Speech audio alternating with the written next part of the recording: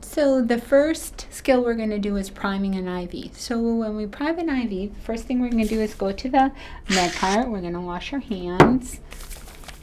And we're going to find the correct patient. So on the med card, even if it is electronic, we're still going to find the correct patient.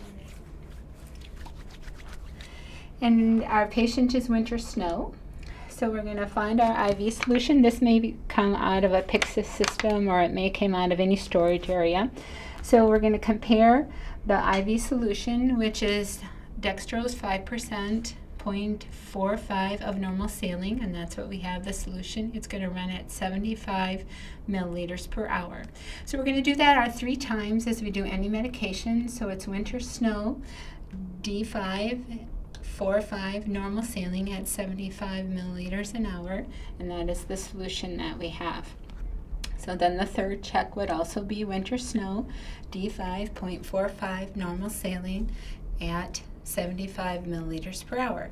On our IV bag, we also need to check for an expiration date. So the expiration date is, this is December 2014, so that date is an adequate date.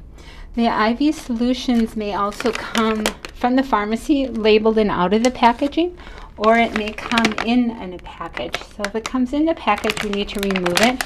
As you can see along the top, there's a little slits, and either of those will work. We're just going to pull down and remove that packaging. And then the expiration date and the solution would be the same. In that case, we would have to put our own label on it to let everyone know that this is winter snow's IV solution. So we're going to just set that one aside, and we're going to go to our IV tubing. The IV administration tubing, there's a bunch of different manufacturers, but the important information would be that the expiration date is valid. So this is good from September 2017. In that case, once that is checked, then we're going to open the packaging up, take the IV tubing out of the package, and there's always some kind of a tape on there to hold the tubing together, so we're going to remove that. And then the next step is to straighten the tubing out. And most of the time it is somewhat twisted in the packaging, but here it comes out pretty evenly. The next step is really the most critical step, and that is taking the regulator, sliding it up to the farthest point towards the spike, and the spike is on this end of the tubing, and then closing that down. By doing that, we're just going to take that roller clamp and close that down tight so no fluids can come through that, and I can regulate the rate of the fluid moving through. So now we need to spike our bag. To spike our bag, we're going to pull this tab off, keeping this end sterile and removing the cover here.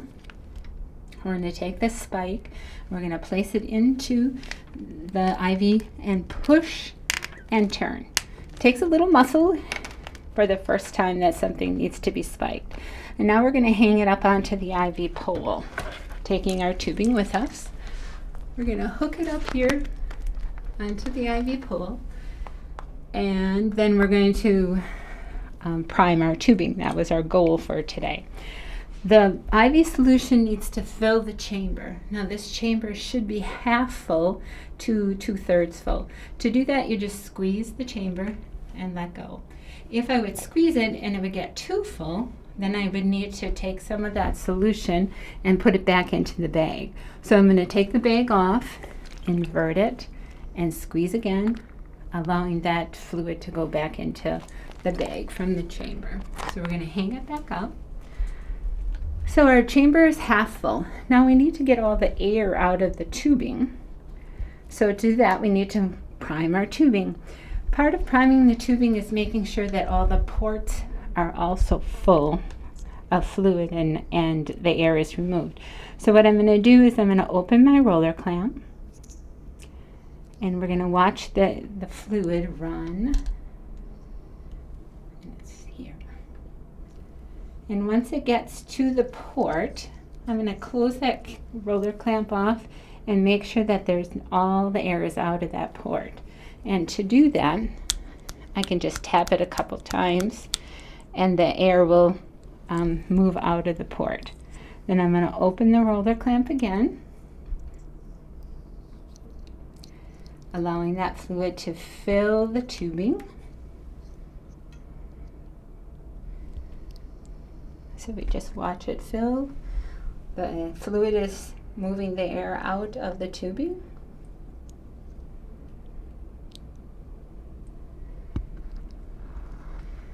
Until we get to that next port. As you can see, the fluid is running up into the port. I'm going to close it down, tap it a couple times, making sure that all the air is out of the port. And then I will run the tubing, run the fluid all the way to the end of the tubing. And once it's to the end, we'll close it. Close the roller clamp down to the bottom, that secures it, and your tubing should be primed. So we're going to look back through, make sure that we don't have any air bubbles in the tubing. It's all filled with fluid. And at that point, we would be ready to go to the patient and either put this tubing into a pump, or we could do it by gravity flow.